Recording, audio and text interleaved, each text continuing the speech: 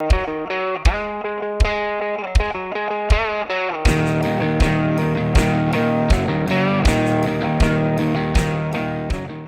in this video, I'm going to talk about the results of all of the testing I've done on trying to turn basically a soft shell or a soft fabric material piece of hunting clothing into a viable, water-resistant, waterproof, basically outer shell, something I could wear when I'm getting light and moderate rain, drizzle conditions that will keep me dry and warm, something that's super quiet. Basically, I'm trying to turn one of my existing pieces of a layering system or something like that, or external layering garment, into a waterproof piece of clothing that I can wear when it's wet outside, when we're getting rainy conditions. And I've done that. I've tested about 20 different pieces of clothing, run through multiple wash cycles using this Nikwax TX Direct wash-in waterproofer. Some of these items come factory with DWR and they've been treated one time. Some of them have been multiple treatments on them. Some are designed for kind of waterproof or semi-water resistant conditions. And so I'm trying to turn those pieces of clothing into a true waterproof piece of clothing that I can use hunting. I'll show you step by step kind of what I've done.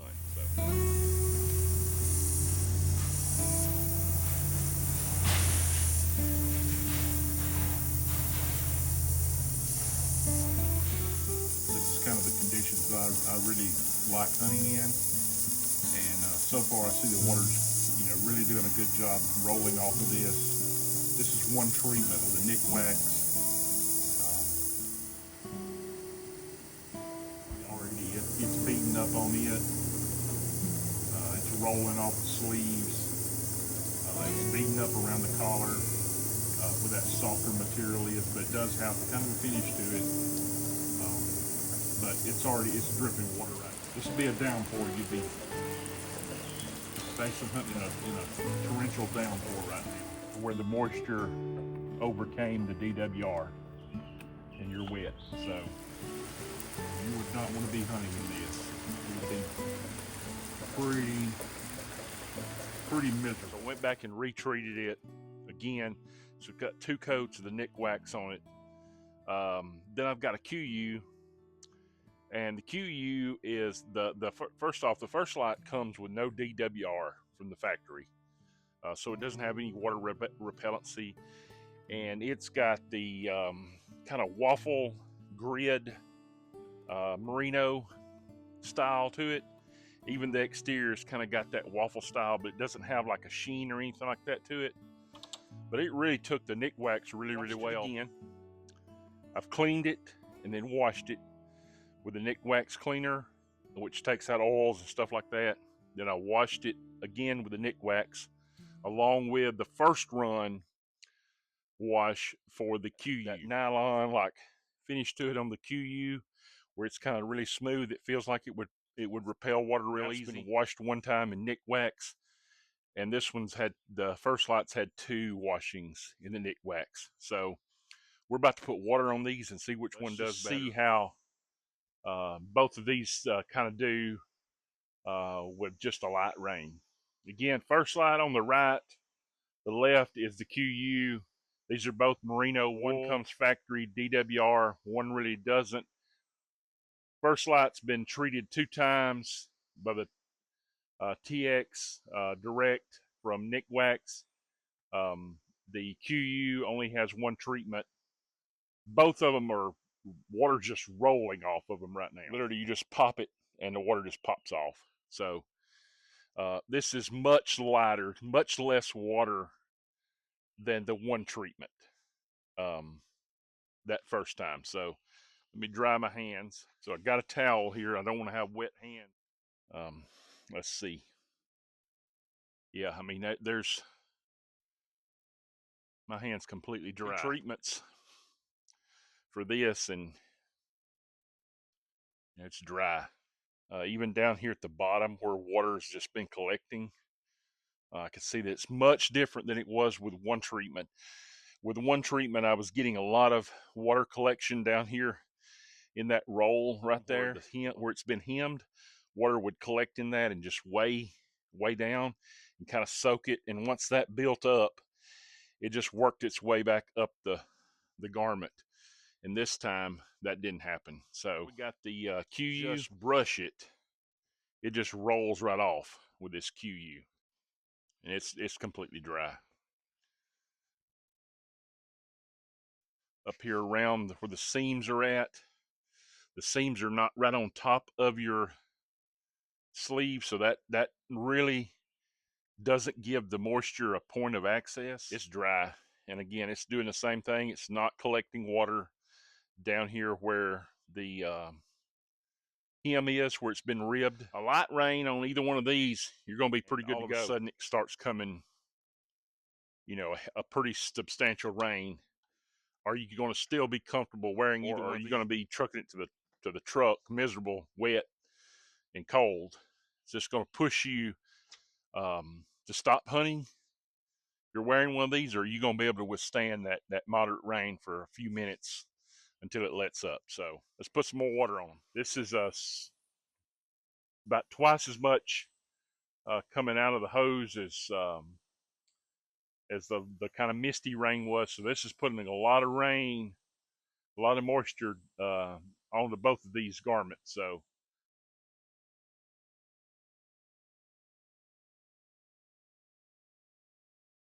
So we've been running this hose right now for about 6 minutes, which we ran the last one for about 10 minutes on a lighter, much lighter scale, but I've been running this for about 6 or 7 minutes now. Just pouring the water to them. We'll run it for another 6 or 7 minutes, and then check and see. I mean, this is like a torrential downpour hitting both of these pieces. So if you're sitting out in there for heavy rain, that's what you're gonna be looking at right here. So both of these look like they've done a pretty good job. Let's see the weight factor, see how much is still contained in it. And I'll be honest with you, the first lot here, it feels much damper, but the weight is not that much more. It still just sheds the water, just, you know, a quick pop of it, and water comes right off. A shake of it, dry on it, like you would be dry inside.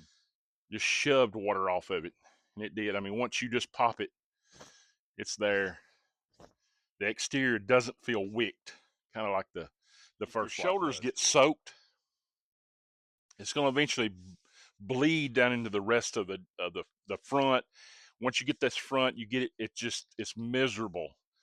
Once you get this core up in here cold and soaked and damp, it's really hard to maintain your core body temperature. So you just feel cold, clammy, wet, miserable. So yeah, keeping these shoulders to where they're dry and that water is able to get a huge plus. So the QU is dry up top. There's nothing here. So this finish to the QU is a much easier type of finish to keep water repellency on. So again, this one has natural DWR that comes from the factory. It's treated one time with a TX Direct from Nikwax. Both of these dudes are definitely doable. So the first thing I'm gonna do is show you one of my favorite pieces of clothing, and this was kind of the genesis of why I tried to do this. This is a First Light corrugated guide jacket. Full zip. It's designed for water resistancy, designed for pick-proof resistance. I love this piece of clothing. I've had it for I got it early last year. So I've had it for over a year. I've used it a lot, worn it a lot in rainy conditions. But the one drawback this piece of clothing did have is I noticed when temperatures dropped, say in the 40-degree range, upper 30-degree range, and you had wet conditions, this fabric kind of stiffened up and kind of got crinkly. It would be noisy. So when I rubbed against my, something, you're moving in the tree stand, you're sitting in your saddle, you're sitting on the ground, you move, any kind of slight movement to look around, it was just super noisy. Also, once it got cold, it got kind of hard, so I could hear the pitter patter of raindrops hitting it. So um, one of my eyesight is not the greatest as it used to be as I've gotten older, so I have to really rely on my hearing. My hearing is still really good. So even in wet conditions, one of the things that I really try to get into is just a code of silence, like an area of silence where you get so in tune with what's around you that you can hear those footfalls in the wet leaves. Instead of the crunchiness of the leaves, you hear those footsteps coming sometimes. And if your garments are making a lot of noise when it's those rainy conditions, you're hearing that pitter pat of water hitting you, you can't get into that solitude of silence around you to where you can hear that and focus on things. So I wanted to try to use one of my really soft, quiet merino wool, something like that is super soft and will maintain that softness even in those colder conditions, and also be water repellent. But this was the genesis for it, because I love this unit, but I just wanted something that would allow me to stay warm and dry when the temperatures drop in that low 40s to upper 30s to mid 30 range when it's wet. And so that's basically the genesis for it. But again, First Light knocked it out of the park with this. This is an excellent piece of gear. So I'm going to spend more time on talking about the things that did work and just kind of brief over the things that didn't work. So the thing that did work out really well, and this is another First Light piece. It's one of my favorite pieces that I own. This is the First Light Klamath. It's a merino wool, as you can see. It's kind of got that waffle interior that's carried basically throughout the entire garment. Super soft, super warm. It's quiet. It's super quiet. Like when you rub, you don't hear there's no noise, anything. But it doesn't come with a DWR finish from the factory. So after multiple washings with the waterproofing, with the Nikwax waterproofing, it took two complete washings with it, and now this is a viable, basic water-resistant, waterproof piece of clothing. Worked out really well. Again, 2 washings. This is not a natural from the factory DWR item, but after 2 washings with the Nikwax, it is super water repellent now, and I'd be comfortable and confident wearing this in the woods when I got moderate to light rain to drizzle. You can waterproof this and make it a definite water-resistant, waterproof piece of clothing. So one of the pieces that worked out really well for being a waterproof, water-resistant type of clothing is from their Strong Fleece collection, and it already come pre-treated with a DWR from QU. This garment is a different material than like the First Light. What I showed you, it's got more of a smooth finish, more of a brushed kind of nylon finish on it, so it just feels like it would naturally shed water. One treatment of the Nikwax, one treatment with this, this is basically waterproof. This right now is probably the piece of clothing that I'm most confident in wearing when it's super wet, but it's cool. You're getting in those low 40s, upper 30s conditions, and it's super wet outside. I feel confident I can layer over the top of something with this on, and I'm gonna stay dry. QU Strong, already treated with DWR from the factory. One treatment with a Nikwax, and it is good to go. So let's move on to another one. This is another one of my favorite pieces of clothing to wear when it drops down in the mid 40s, low 40s, in the upper 30s, get those cool conditions. This is the Performance Fleece quarter zip from Predator Camo.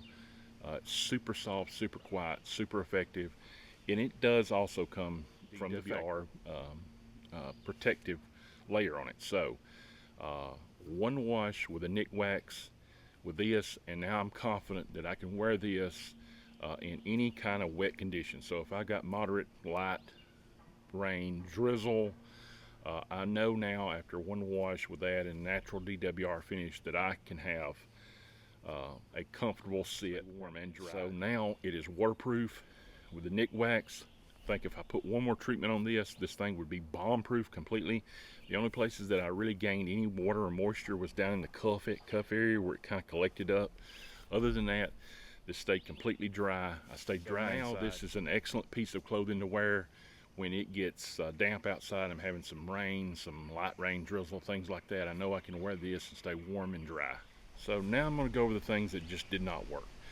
And one of the things I'll say right off the bat is single layer weaves that are really thin are going to struggle in this type of environment, just because they're ultra breathable.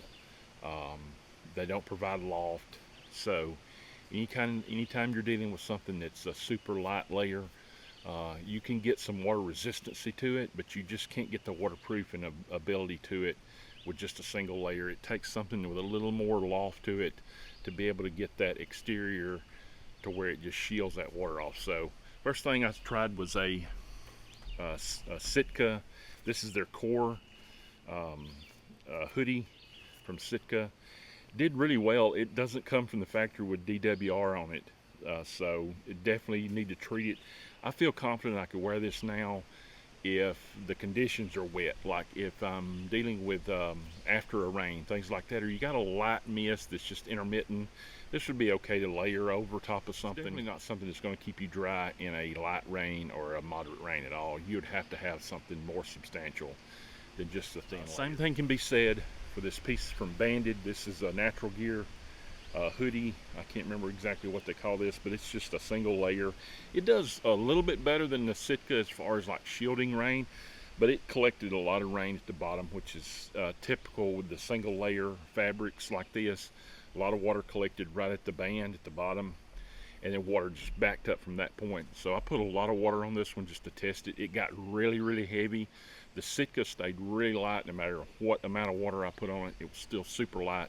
This one gained a lot of weight to it, so you could tell it was just holding a lot of moisture. Eventually the water crept inside and you just felt damp inside and cold, so it didn't maintain a warmth kind of warmthness about it when it got wet at all. I tried doing a basic soft shell hoodie just to see if I could get it to repel water, and for a moment it would, but then there was a point in time where once I piled on like a moderate rain, it just became too much. And I tried several of these hoodies that are just like this one. They're basically just your fleece hoodie.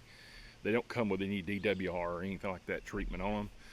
This one had 3 washings with the Nikwax, and again, once you got down to the cuffs, you got into the seams, you got in anywhere like the pockets down here at the bottom, around the cuff of the hoodie, it would just collect so much water, and it would just work its way back into the fabric from there and work itself inside. Even though it is a thicker material, it still just doesn't have that kind of a double stitched, I don't know how they double weave in the material, something like that just makes it just not adaptable to be turned into a waterproof or water resistant piece of clothing. So anything that's single layer, or if it's a fabric that's like a not a real tight weave that's made for breathability, that is just a single I guess weave fabric, those don't work real well. But the ones that do have a little bit of loft to them, they have that waffling pattern behind them on the back or some sort of raised fleece backing to them, those work really well. You can normally insulate the exterior shell of that, especially if it's got that nylon. I'm treating them with the Nikwax TX Direct. They're not paying me anything. I'm not a sponsored by them, nothing like that. Did a lot of research to figure out exactly which ones of these kind of waterproofers kind of work best and people recommended. The backcountry enthusiast hikers, they all seem to recommend this, so that's what I went with. There might be better options out there, I'm not really sure, but I know for sure that this works good. And if you do a couple washings in this with a garment, you can pretty much turn it into a waterproof or a water resistant piece of clothing that you can wear when you do encounter those really wet conditions when a lot of the big bucks are up and moving. So I appreciate you guys watching, and check us out next time. I'll be doing a lot of clothing reviews on new clothing pieces that I've got in for this year, and some of the stuff that I used last year I'm going to be reviewing as well. So look out for that. Thanks, guys.